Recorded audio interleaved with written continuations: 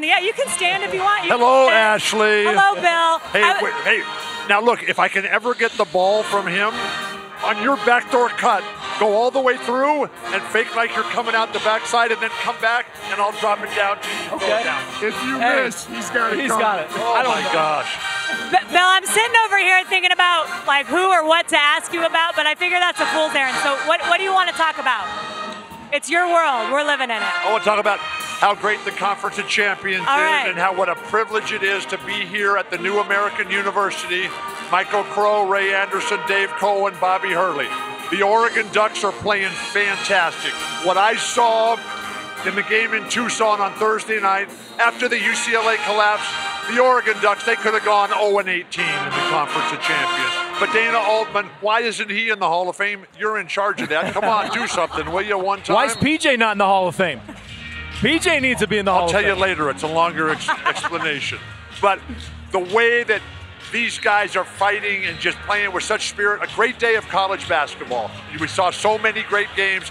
Kentucky wins at Auburn, and then Duke holds off against Virginia, and now it's our turn. We're standing tall in the shaft of light here, and to see how these guys grow up, to walk in here, to see childhood friends and heroes of mine, Herm Edwards, Joe Caldwell, and then PJ, how old are you now? Are you 80 yet or what? Closing in on 70. 70, no way. But how much it all is, and to hear these speakers, we're sitting here with the flesh-eating low end, just like coming right. I feel like I'm at a Grateful Dead concert here. I can't hear a thing or see a thing. Your point about Dane is perfect. When we left Oregon 2 Thursdays ago, for them to get it back together and beat USC, and then Arizona on top of that, back in the mix. The Oregon team in Arizona, if they play like that all the time, they could win the conference. And to lose your best player and still be that good. Now, the challenge for Bobby Hurley is to get his guys to move the ball more. It's sticking, it's holding. One guy's always trying to make the play. You don't know where the play is going to come from, except on that back cut. When you make that back cut, I'm going to make that back cut. Come back on it, okay? But I got to get it from him first. And then for the Sun Devils, they've got to understand that it's a game of skill. They all came here as the biggest, strongest, toughest guys. But when you get to this level, maybe the next level, everybody is so big and so strong that you have to have it here and you have to have it here. Bobby Hurley, what I saw today at practice, they did that little thing. You guys were on the air, I think. Or did you get that on film? No, we caught it in the back. We turned over. That was the coolest thing ever. He took the charge, and then he got up, dove on the ball, and kicked the ball into the stands. I love that stuff. He also shot jumpers before the game. I've never seen a head coach shoot jump shots before a game. So I got to ask you. All my coaches, all of them. All of them did? No. I never saw him shoot. I've never seen a head coach in my saw Rocky life. Gordon Nash, John Wooden, Lenny Wilkins, Jack Ramsey, Casey Jones. Never at one time did they ever shoot. So I got to ask you, I've heard you always say offense wins championships. Right. I didn't believe you when you first said that. I always saw defense did. I now believe you. Where does that come from? John Wooden.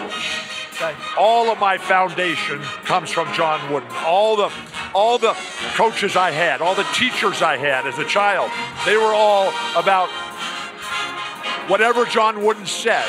And he knew, like you look at Zion Williamson, right? Yeah. Zion Williamson, he never lacks for touches in the game. Right. And you got to get your best player the ball and let him do his stuff. The coach's job is to make you as great a player as you can. The ultimate essence of basketball is to be a great one-on-one player. Now, you get the ball and you make your play. 3 things: shoot, dribble, pass. And there's the decision-making. Talking to Bobby Hurley today. Bobby Hurley's favorite player growing up was Isaiah Thomas.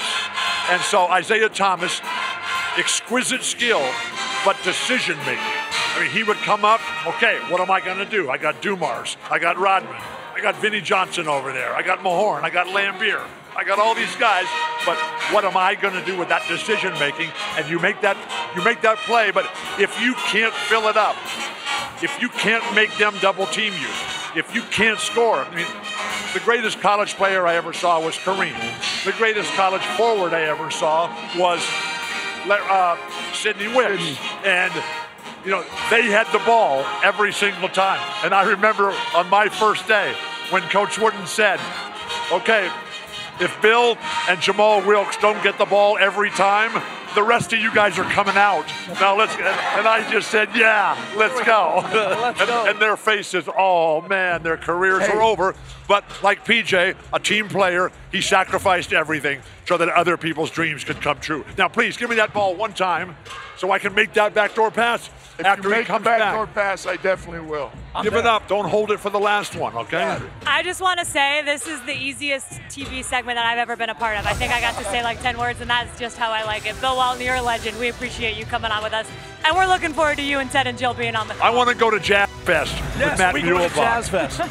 The Stones. And we got to have a toast to Noreen, the little Jazz PJ Fest it is.